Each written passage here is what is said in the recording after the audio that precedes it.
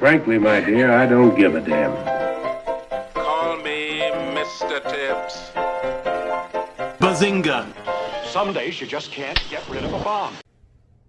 Konnichiwa, mayu aru fan.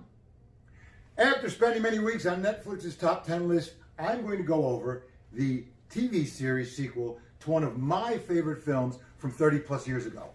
Cobra Kai. Hold on, I don't need that. Hachimaka, I'm not working out today. No, for Pete's sake, it's become a running gag. Cobra Kai revisits the karate rivalry of all karate rivalries with a lot of fun, fan service, and not at all subtle callbacks to the Karate Kid movie series of the 80s. It's now 36 years after the famous crane crap kick that took down the Cobra Kai dojo in the All Valley tournament, and Daniel LaRusso has aged well and successfully. Sadly, his opponent, the often lamented Johnny Lawrence, has not fared as well. Kicking it off with, see what I did there? Oh, fair warning, there may be some really bad karate-related puns in this segment. Kicking it off, I am getting too old. The Good. What a great cast. So many talented new faces in what is mostly an ensemble collection of teens coming into their identities story. Even the one or two scene-stealing actors don't overshadow their co-stars. There are some standard tropes here, but remember, they're boldly borrowing and blatantly blazing the byways of bygone big-screen blockbusters to bring back the benevolent buzz of boyhood balance. So, there are some recognizable characters. The bad boy, who might be a good-hearted soul if only someone could be the right mentor, Robbie Keane, as played by Tanner Buchanan. Then there's Miguel Diaz, the misunderstood high school misfit, who may be looking for guidance in the wrong places, played by the talented Zolo Mariduena. The petulant daughter, Samantha LaRusso, who is both daddy's little girl and rebellious teen trying to find her own identity, played perfectly by Mary Mauser. To be sure, there are other recognizable characters that every young adult will be able to find ways to identify with. But the standout performance among the younglings is the frenetic and manic journey that Eli, Hawk, makes from nebbish Eli to Bully Hawk. Jacob Bertrand excels as the guy who takes his lessons to regrettable extremes. Now let's address the main characters, the two adults who were once the coming-of-age kids that they are now mentoring. First and foremost is Ralph Macchio's Daniel-san. Correction, LaRusso Sensei, a middle-aged owner of the local car dealership whose high school triumph has shaped his entire adult development. He's a successful businessman with a wife who is way too beautiful for him. Courtney Hengler. Seriously, too beautiful even for me. And two typical kids living in a picturesque home.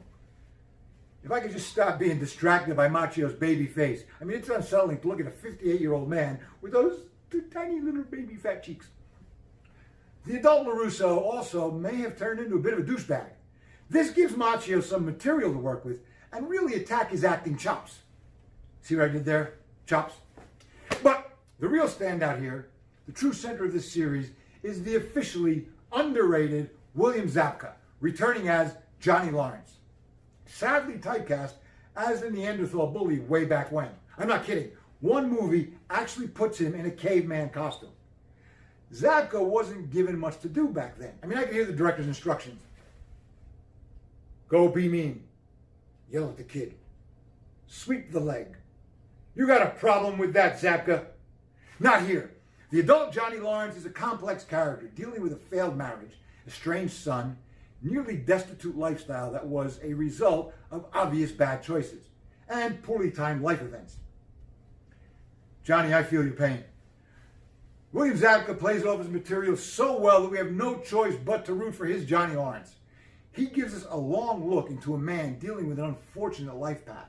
The things he was taught about martial arts clearly have been filling him with an inner turmoil. Strike first, strike hard, no mercy. This is a doctrine that comes into question. And he spars, see what I'm doing here? I warned you, he spars constantly with how to address that. We learn, and he learns, that he was misguided as an impressionable child, and he's looking to correct some of the misconceptions that he was trained to believe in passing it on to his students.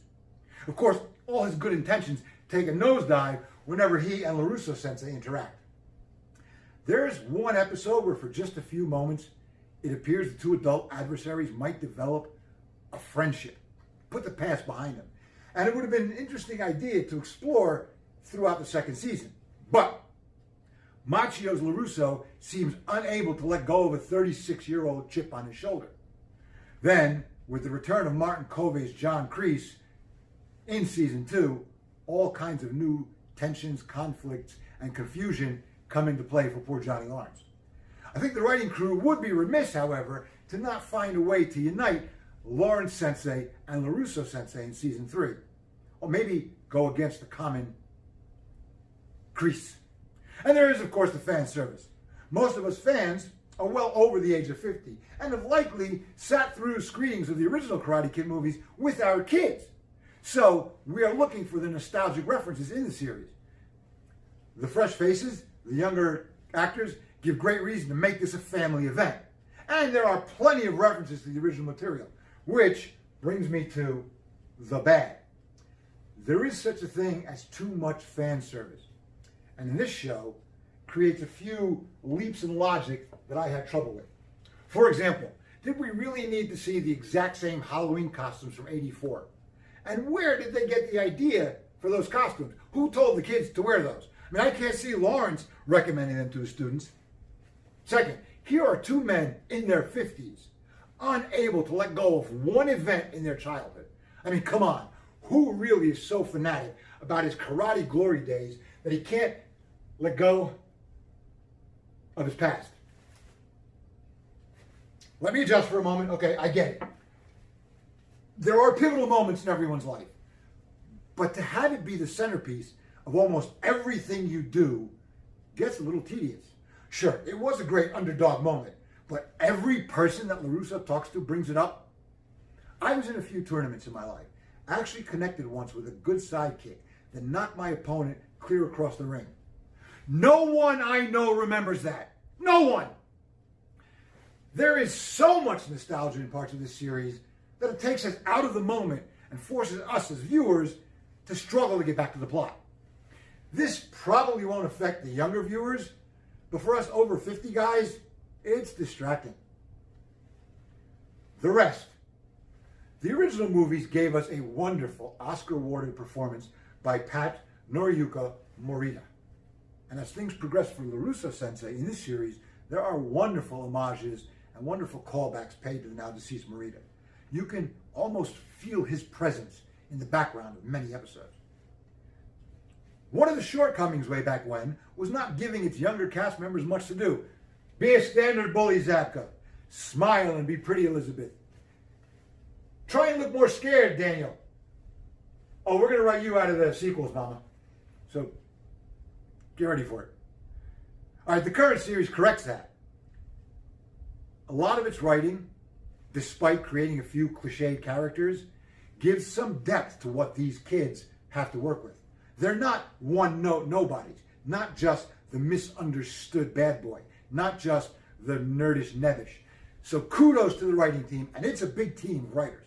I'll include a link in the comments below so that you look them over. There is an episode or two in there's one episode in season 2 that brings back some of the Cobra Kai alumni and pads their stories with a nice glimpse into who they are now. 2 really good episodes. As to the martial arts choreography, it's nearly perfect. Oh, there are no superhero moves, no amazing feats of gymnastic absurdity, and thankfully, no crazy shaking cameras. That there are some clear action scenes that round out the storyline. All right, one episode gets a little carried away. You'll know it when you see it. That's all I've got to say.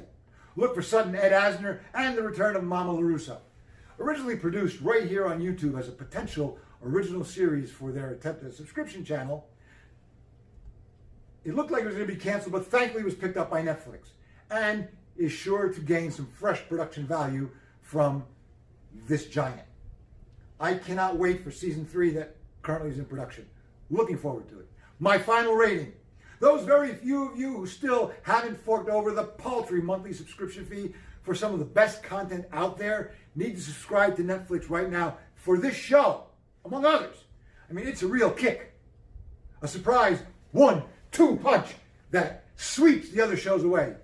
If you've got karate wannabes of your own in the house and you were in the theaters back in the 80s, gather your family around, order some movie sushi, and make it an event night. This is high, on my recommend list. Look, you were warned, bad puns. Now, if you'll excuse me, I have to go wax the car, sand the floor, paint the fence. Don't forget to subscribe and pass this on to family and friends. Okay, I am too old for this.